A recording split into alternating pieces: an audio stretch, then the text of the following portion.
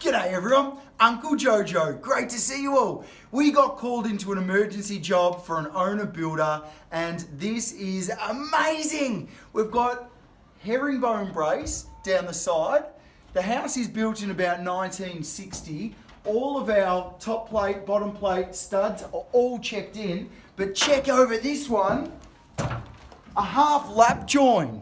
Now that is what I'm talking about. Then step over here.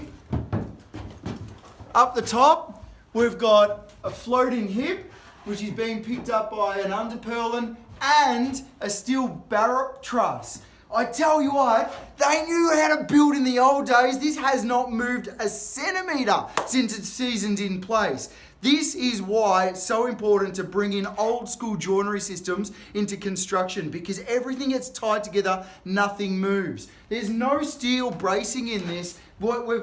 What they've done is put in timber bracing, checked it in, understood their angles, understood their joints. I can't tell you how important it is to understand timber technology. Thanks for watching, and like always, stay awesome.